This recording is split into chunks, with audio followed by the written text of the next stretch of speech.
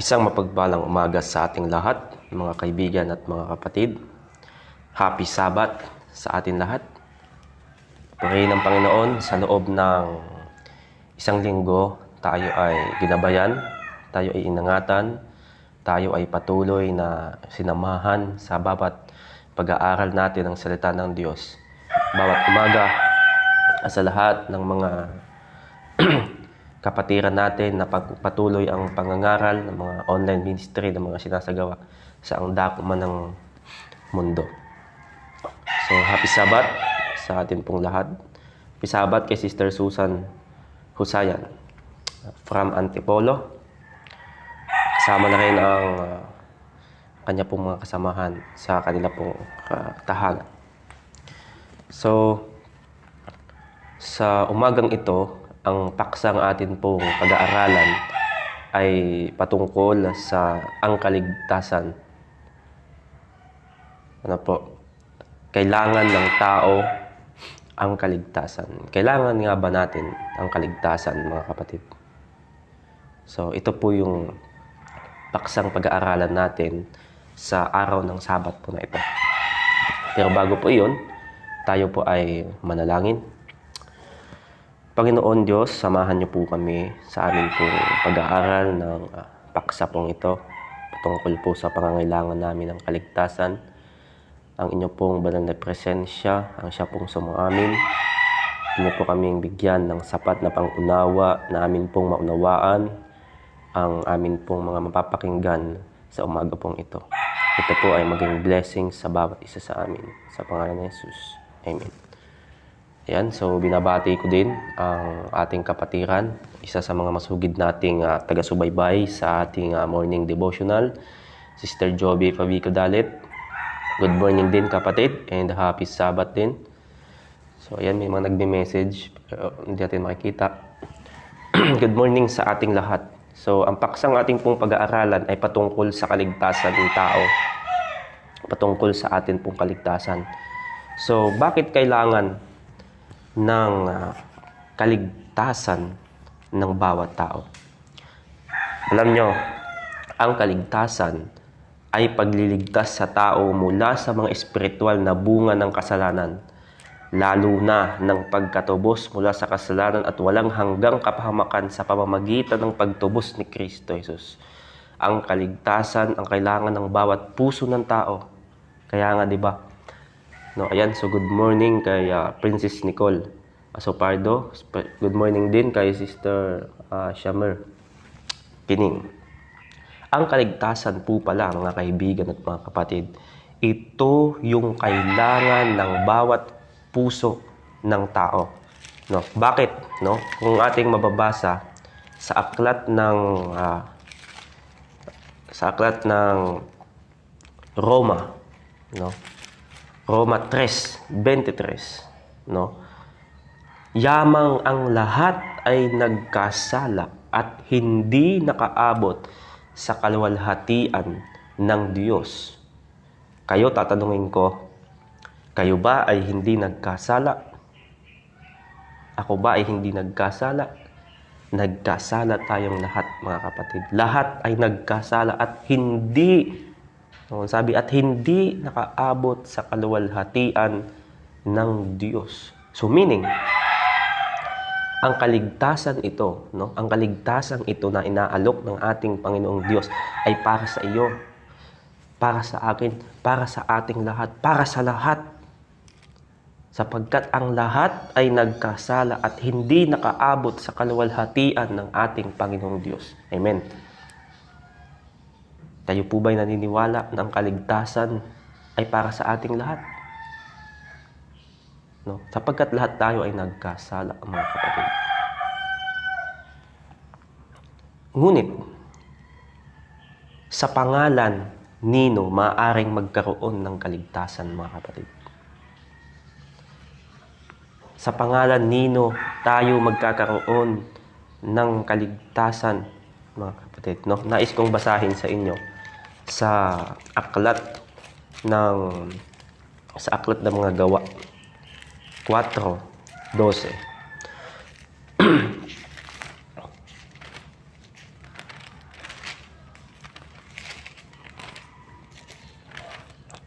Ang sabi pong ganun, mga kapatid.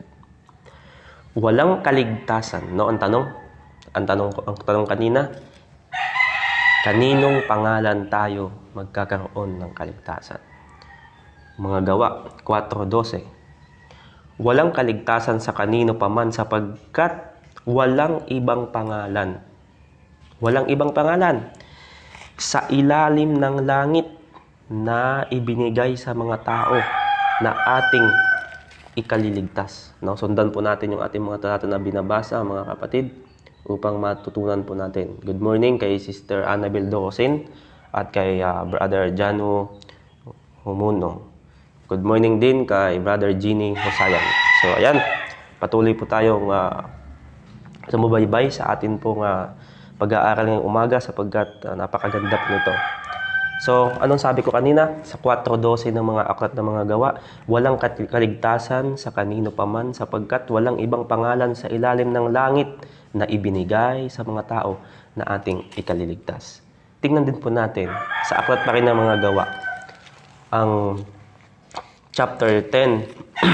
Tingnan po natin sa chapter 10, mga kapatid. So, matutuklasan po natin ngayon na kailangan pala natin ng kaligtasan. 10:43 ng akwat ng mga gawa. Siya ang pinatutuhanan ng lahat ng mga propeta na ang bawat sumasampalataya sa Kanya ay makakatanggap ng kapatawaran sa mga kasalanan sa pamamagitan ng Kanyang pangalan. Ano po? Sa pamamagitan ng Kanyang pangalan, tayo ay makakatagpo ng kaligtasan.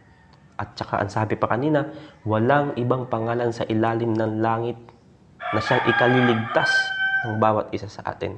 No, tingnan natin ang aklat ng Mateo 1:21. So kung kayo po ay mayroong mga Bible dyan, maaari din po kayong magbukas para masubaybayan po ninyo ang mga talatang atin pong binabasa. 1:21. Kanina sinasabi lang, no, sa mga aklat ng mga gawa 4:12 at Gis, no? Ang sabi doon, walang ibang pangalan na kaliligtas sa ilalim ng langit, no, na ibinigay, no, upang maging tagapagligtas natin. Ngayon naman dito sa Mateo 1:21, malalaman natin kung sino nga ba talaga yung makakapagligtas ng sangkatauhan.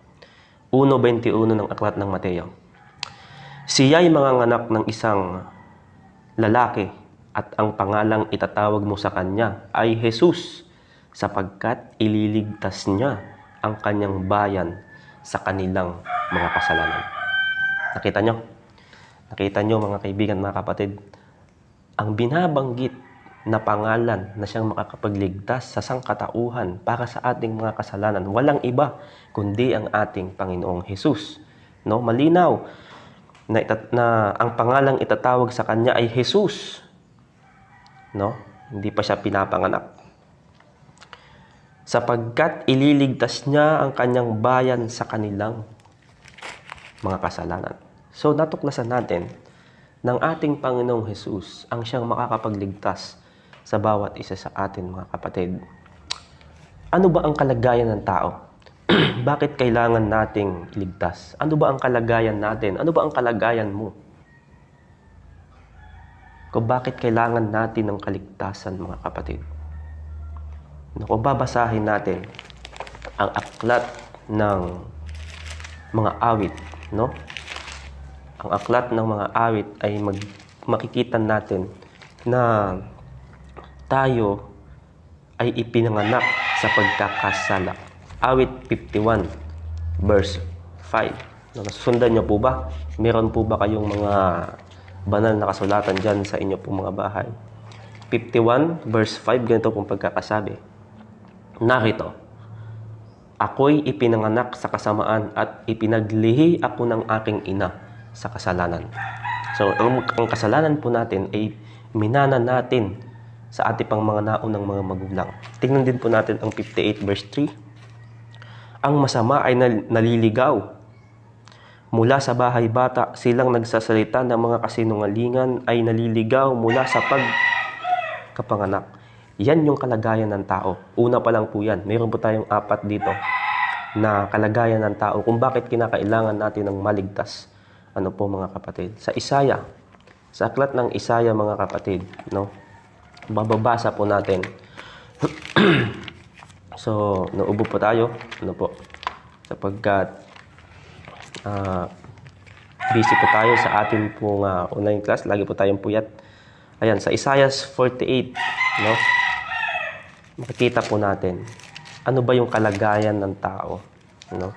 Tayo po ngayon ay nagba-Bible study na, no? So Isaiah 48 verse 8. Oo, hindi mo pa narinig, hindi mo pa nalaman. Sabi dito, mula ng una, ang iyong pandinig ay hindi pa nabuksan, sapagkat alam ko na ikaw ay gagawa ng may kataksilan at tinawag na sawail mula sa iyong pagsilang. Tinawag tayong suwail mula sa pagsilang pa lang natin mga kapatid. Yan yung katotohanan na kalagayan ng mga tao na kagaya po natin mga kaibigan at mga kapatid. Una pa lang po yun, tayo ay ipinanganak sa pagkakasala. Anong pangalawa? Basahin po natin ang aklat ng Efeso 4:18, no? Basahin po natin ito at malalaman po natin.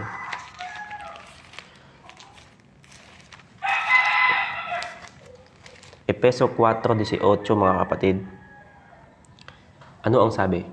Nagdilim ang kanilang mga pangunawa, palibhasay na hiwalay sa Diyos ng buhay dahil sa kanilang kamangmangan, dahil sa katigasan ng kanilang mga puso. Ano daw? Nagdilim yung pangunawa natin. Bakit? Tayo ay nahiwalay sa buhay ng Diyos. Dahil tayo ay mangmang. Ang sabi dito, dahil sa kamangmangan. At ano pa? Dahil sa katigasan ng ating mga puso. Anong una kanina? Tayo ay ipinanganak sa pagkakasala. Pangalawa, dumilim yung ating pag-iisip. Ang pangatlo naman, ang puso ay napuno ng kasamaan. Napuno daw ng kasamaan yung puso natin, no? Basahin natin upang lubos nating malaman, mga kapatid. Sa aklat ng Jeremias 17:9. No? Tingnan po natin. Jeremias 17:9. Ito po ang sabi.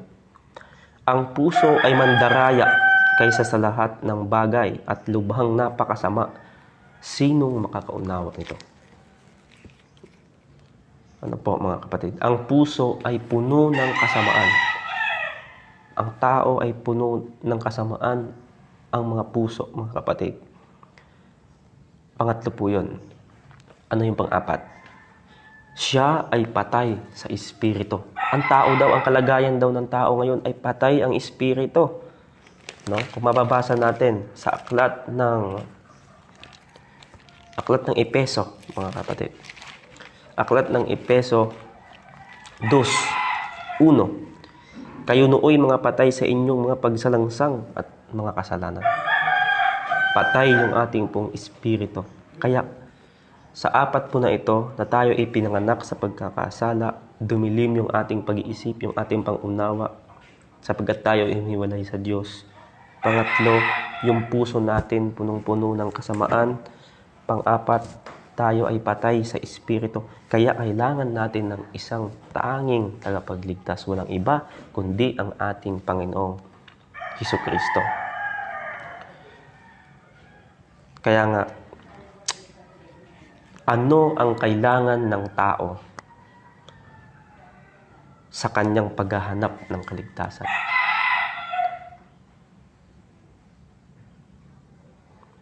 Ano ba ang kailangan ng tao sa paghahanap natin ng kaligtasan? Ang tanong, kapatid, naghahanap ka ba ng kaligtasan? Ako po ay naghahanap ng kaligtasan nang makilala ko ang ating Panginoong Hesukristo. Tinanggap ko bilang aking personal na tagapagligtas. Nakita ko ang tunay na tagapagligtas. Kung kapatid, kung ikaw, kaibigan, kapatid, kung ikaw ay nangangailangan at naghahanap ng kaligtasan, No, meron tayong apat na kailangan ng tao sa kanyang paghahanap ng kaligtasan, mga kapatid. Anong una? Basahin natin ang 2 Timothy 3:15. Ang sabing ganon, at kung paanong mula sa pagkabata ay iniyong nalaman ang mga banal na kasulatan na makakapagturo sa iyo. Makakapagturo sa iyo tungo sa kaligtasan sa pamamagitan ng pananampalataya kay Kristo Jesus. Ano ang una? Ang banal na kasulatan.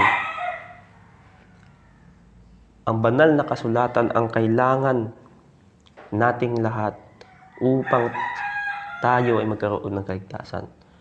Sa paghahanap natin ng kaligtasan, mga minamahal kong mga kaibigan at mga kapatid, unang-una, kinakailangan natin ng banal na kasulatan ayon sa 2 Timothy 3, verse 15.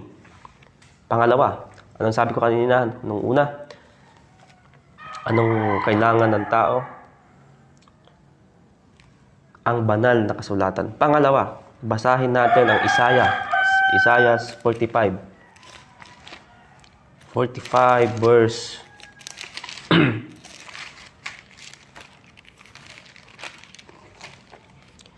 So sa aklat po ng Isaiah 45 verse 22. Ano yung pangalawang pangailangan ng tao sa paghahanap ng kaligtasan, mga kapatid? Kayo'y bumaling sa akin at kayo'y maliligtas, lahat ng dulo ng lupa, sapagkat ako'y Diyos at walang iba liban sa akin. Una, kinakailangan natin ng banal na kasulatan sa paghahanap natin ng kaligtasan. Pangalawa, tumingin sa ating Panginoong Diyos. Ibaling ang paningin sa ating Panginoong Jesus. 22, tingnan nyo, kayo'y bumaling sa akin. No? Bumaling. At kayo'y maliligtas, lahat ng dulo ng lupa, sapagkat ako'y Diyos, ang sabi dito, at walang iba liban sa akin. Napakalinaw, mga minamahal kong mga kaibigan at mga kapatid, itong mga binabanggit nating mga talata. Pangatlo, no? Ayan, good morning kay Sister Eileen Albanil. Happy Sabbath po sa inyo. Ayan, so nasa pangatlo na po tayo na kailangan ng tao sa ating paghahanap ng kaligtasan. Sa Roma 1:16, mga kapatid, no? Roma 1:16.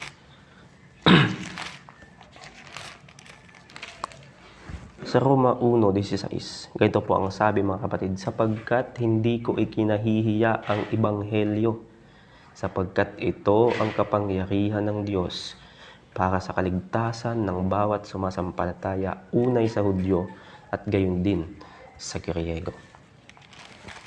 Ano ang pangatlo na kailangan ng tao? Ang maniwala sa ebanghelyo. Ebanghelyo means good news, mabuting pabalita ng ating Panginoong Diyos.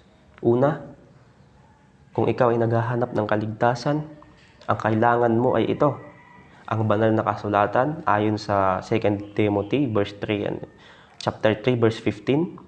Pangalawa, ang tumingin sa Diyos, basahin ng Isaiah 45 verse 22. Pangatlo na pinag-aralan natin, ang maniwala sa ebanghelyo ni Kristo ayon sa sinasabi sa Roma 1:16. Anong pang-apat, mga kapatid? Malapit na tayong matapos. Anong pang-apat? Sa Hebreo 9:28. Basahin po natin. Napakaganda po nito, mga kapatid. No, talagang matututo tayo sa pag-aaral natin ngayon. Ito, Roma 9:28. Ganito po ang sabi. Gayon din naman si Kristo na inihandog na minsan upang dalhin ang mga kasalanan ng marami, ay magpapakita sa ikalawang pagkakataon, hindi upang harapin ang kasalanan, kundi upang iligtas ang mga sabik na naghihintay sa Kanya. Ano ang pang-apat? Ang naghihintay ng ikalawang pagbalik ni Kristo. Anong una natin kanina? Inuulit ko. Kapag ikaw ay naghahanap ng kaligtasan, ang kailangan mo, banal na kasulatan, tumingin ka sa Diyos, ang maniwala sa Ebanghelyo ni Kristo, ang hintayin ang pagbabalik ni Kristo. Yun ang pang-apat natin. Kapag tayo ay naghihintay sa ikalawang pagparito ng ating Panginoong Diyos, ibig sabihin, naghahanap tayo ng kaligtasan, mga kapatid. Napakahalaga ng apat na ito, mga kapatid. Nawa'y maunawaan natin ito. Ang tanong naman, may nagtanong naman, bibigyan kaya ni Kristo ng kaligtasan ng isang tao na ayaw sumunod sa Kanya? Ito yung tanong, mga kapatid, sa atin. Pwede ba tayong maligtas, Bibigyan ba ng kaligtasan ng Diyos, ng ating Panginoong Hesukristo, yung taong ayaw sumunod sa Kanya? Sa tingin nyo, mga kapatid, kapag tayo ba ay hindi sumunod sa ating Panginoong Hesukristo, tayo ba ay magtatamo ng kaligtasan? Magtatamo ng buhay na walang hanggan na inaalok niya sa atin? Basahin natin para hindi pa tayo naliligaw. Hebreo.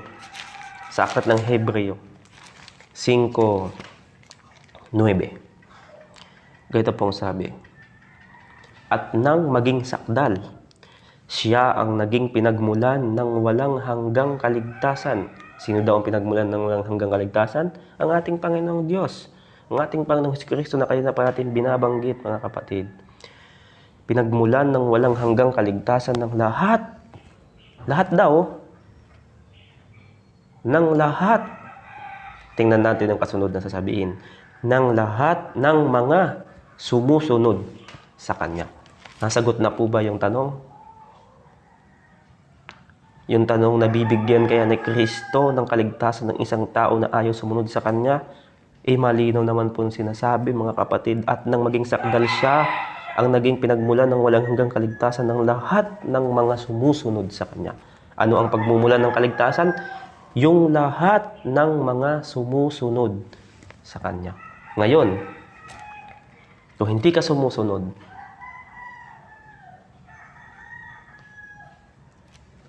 malamang nasagot na, mga kapatid.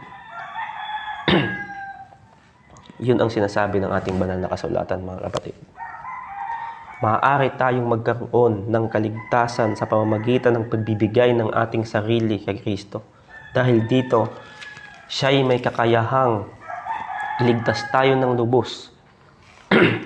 Ang mga lumalapit sa Diyos sa pamamagitan niya, yamang lagi siyang nabubuhay upang mamagitan para sa kanila. Hebreo 7:25. Sinasabi din po sa atin ni Judas sa 24 na siya ay makakapag-ingat sa inyo mula sa pagkatisod. Alam nyo, ang kaligtasan natin, mga kapatid, ang kaligtasan na inaalok ng ating Panginoong Diyos ay walang bayad. Ito ay pagpapala ng Diyos sa bawat isa sa atin. Walang bayad ang kaligtasang inaalok ng Diyos sa bawat isa sa atin. Bakit hindi natin tanggapin? Bakit hindi natin makuhang sumunod sa ating Panginoon?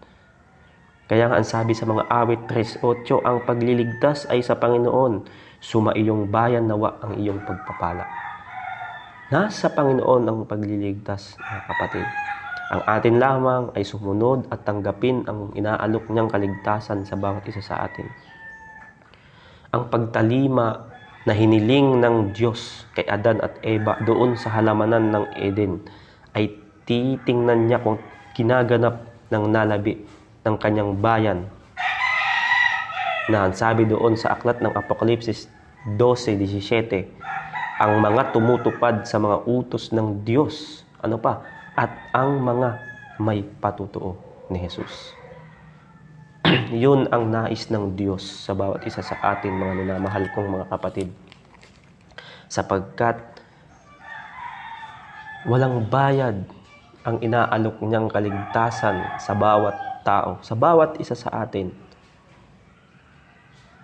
Kung atin lamang siyang tatanggapin, mga kapatid, napakasaya ng buhay na mayroong Diyos. Napakasaya ng buhay na kasama natin ang ating Diyos. Naunawaan natin sa umagang ito, mga kaibigan at mga kapatid, na tayo bilang isang tao ay punong-puno ng kasalanan, punong-puno ng kasamaan. Hinihiwalay natin ang ating sarili sa ating Diyos. Ngunit ang Panginoon ay nag-aalok ng kaligtasan na walang bayad. Bibigyan niya tayo ng walang hanggang buhay kung tayo ay susunod sa Kanya. Nawa ay maunawaan natin sa buong maghapon na ito na napakahalaga ng pagsunod sa ating Panginoong Diyos, sapagkat tayo bilang makasalanan ay nangangailangan ng kaligtasan. Tayo po ay manatiling matatag, tayo po ay manatiling kumapit sa ating Panginoong Diyos. Huwag po nating iwala ang ating pong paningin sa ating Panginoong Diyos. Lagi po tayong nakakonek sa Kanya upang sa darating na panahon na napakalapit na, mga kapatid, magtamo tayo ng buhay na walang hanggan. Tayo po ay manalangin. Dakila ka, O Diyos, sa umaga pong ito. Purihin ang inyong pong banal na pangalan sa pagbibigay, Panginoon Diyos, ng kasiguruhan sa bawat isa sa amin na Ikaw ang tanging makakapagligtas sa sangkatauhan. Bagamat, Panginoon, kami po ay patuloy na nakitaan ninyo ng pagkukulang at mga pagkakasala, Panginoon, hinihiling po namin ang kapatawaran ang lahat ng ito. Nais namin, Panginoon Diyos, na magkakasama kami sa inyo pong ikalawang pagparito, na kami po ay masama sa langit na bayan na inyo pong inihanda sa bawat isa sa amin. Panginoon, itimo ninyo sa bawat isa sa amin ang aming pong napakinggan sa umaga pong ito, na maging kalakasan ng bawat isa sa amin, na maging inspirasyon, bagamat kami po ay magkalayo-layo ng mga magkakapatid. Maging inspirasyon sa bawat isa sa amin na kami bilang isang tao ay nangangailangan ng kaligtasan sapagkat kami ay makasalanan. Panginoon, tulungan niyo po kami sa lahat ng mga kinahaharap naming mga suliranin. Alam po namin, Panginoon Diyos, na nababatid ninyo ang lahat ng mga struggle na naranasan namin saan man kami dako ng mundo. Nihiling namin, Panginoon, na tulungan niyo po kami kung saan man kami mahina, kung saan man kami nadadapa. Sapagkat hindi namin kaya, Panginoon, kung wala ka sa amin pong mga buhay. Panginoon, sa mga oras na ito, tinatanggap po namin ang kaligtasan na inyo pong inaalok sa bawat isa sa amin. Sapagkat naniniwala kami na Ikaw ang Diyos na siya makakaligtas sa bawat isa sa amin. Maraming salamat, Panginoon, sa patuloy ninyong pagmamahal, sa patuloy naming nararanasan na pagpapala, pag-iingat sa bawat isa sa amin. Lahat ng ito, Panginoon, aming pinagpapasalamat at hinihiling sa matamis na pangalan ng aming Panginoong Hesus. Amen. Maraming salamat, mga giliw na mga kapatid at mga kaibigan na patuloy na sumusubaybay sa atin pong morning devotional at sa lahat ng atin pong mga sinasagawang pag-aaral sa bawat umaga at sa kahit ano pang sa atin pong mga midweek at sa atin pong mga vesper. So, happy Sabbath po sa atin pong lahat. At meron pa ba po ba kung hindi pa po nabati? Titingnan natin. Ayan, so okay po. So, happy Sabbath sa atin pong lahat. At tayo po nawa ay magkaroon ng paghahanda natin ngayon para sa banal na araw ng Sabat. Nasa tahanan man po natin o ang iba ay nakakapag-simba na. At tayo po ay manatiling tapat sa ating Panginoong Diyos. Lalong higit sa banal na araw ng Sabat na ito na Kanya pong ipinagkaloob sa bawat isa sa atin. So, ayun po mga kapatid, sa susunod pa po nating pag-aaral, inaasahan po namin ang inyo pong presensya at nihiling din po namin kung kayo po ay mayroong mga nais na linawin or kung kayo po ay mayroon po mga katanungan patungkol po sa atin pong Panginoong Diyos, ay kayo po ay maaaring mag-message lang po sa amin. At sasagutin po natin sa pamamagitan ng banal na kasulatan upang tayo pong lahat ay magkaroon ng kalinawan sa pagkakilala sa atin pong Panginoong Diyos. Maraming salamat po. Happy Sabbath and God bless us all.